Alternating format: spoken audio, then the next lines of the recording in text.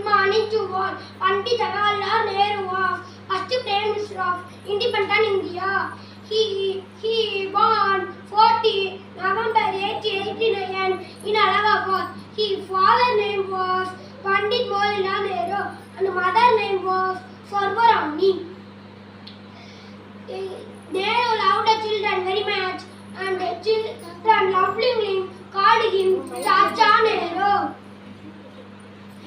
He completed graduation from Trinity College, Cambridge, London.